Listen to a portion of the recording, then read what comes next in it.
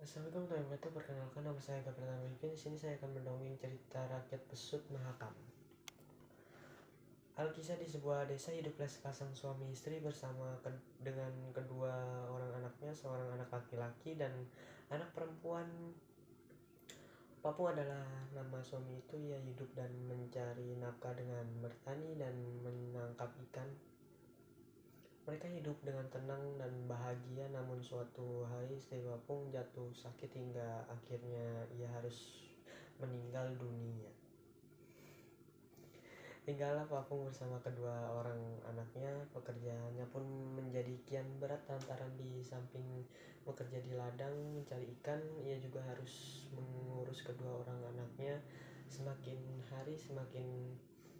hari Papung pun semakin merasa terbebani hingga suatu hari diadakanlah sebuah pesta panen di kampung tersebut. Semua masyarakat bergembira akan hasil panen yang melimpah, termasuk Papung. Pada saat itu Papung turut bernyanyi dan menari bersama seorang gadis cantik. Timbullah perasaan suka dan jatuh cinta kepada gadis tersebut di dalam hatinya. Papung lantas mengajak gadis tersebut menikah dan ternyata lamarannya diterima sang gadis tersebut menjadi istri Papung. Kini hidup Papung tak lagi kesepian. Mereka hidup rukun dan bahagia sebagai sepasang keluarga bersama dengan dua anak Papung. Namun kebahagiaan itu tak bertahan lama. Semakin hari tabiat buruk sang istri semakin terlihat, terutama kepada anak-anak mereka. Sang istri selalu berlaku kasar. Ia juga sering menghukum anak-anak tersebut dan tidak memberinya makan. Kedua anak itu juga disuruh untuk mencari kayu bakar di hutan. Jika kayu bakar yang didapat kurang, mereka harus bermalam di hutan sampai kayu bakarnya cukup. Suatu hari kedua anak itu pun tidak mendapatkan kayu bakar. Akibatnya mereka sudah tahu bahwa mereka harus bermalam di dalam hutan. Malam itu mereka pun kelaparan di dalam hutan. Namun tiba-tiba mereka bertemu dengan seorang kakek tua. Kakek tersebut mengajak kedua kakak beradik tersebut untuk pergi ke utara. Di sana terdapat sebuah pohon yang penuh dengan buah-buahan. Anak-anak diperbolehkan untuk mengambil sebanyak mungkin buah, namun hanya boleh sekali. Jika sudah mengambil buah, maka tidak boleh lagi kembali.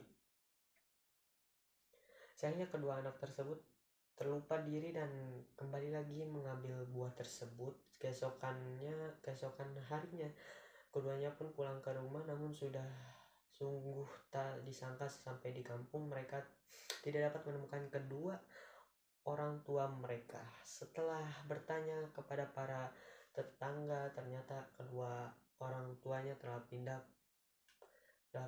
Para tetangga pun memberitahu kemana kedua orang tua mereka pindah. Kedua kakak beradik pun lekas berangkat untuk mencari alamat baru Papung. Hingga akhirnya mereka menemukan sebuah pondok yang di tengah ladang. Itulah rumah baru Papung. Karena kelaparan, si kakak beradik segera masuk ke dalam rumah tersebut untuk mencari makanan. Beruntungnya mereka menemukan nasi ketan di atas periuk panas. Keduanya pun menyantap habis nasi ketan tersebut hingga kenyang. Setelah puas dan kenyang, mereka pun merasa gerah dan kepanasan. Keduanya pun keluar rumah untuk mencari udara segar. Karena masih kepanasan, mereka memutuskan untuk melepaskan baju dan terjun ke sungai. Ketika Papung dan istrinya pulang ke rumah, mereka kaget melihat nasi ketan yang sudah dibuat telah habis. Mereka menjadi penasaran siapakah gerangan yang memakan nasi tersebut. Mereka pun menelusuri jejak dari bekas-bekas makanan yang terjatuh di tanah hingga akhirnya mereka sampai di pinggir sungai. Dari dalam sungai, Papung dan istrinya melihat 2 ekor ikan sedang timbul dan tenggelam. Kedua ikan tersebut berenang sambil menyemburkan air dari hidung dan mulutnya.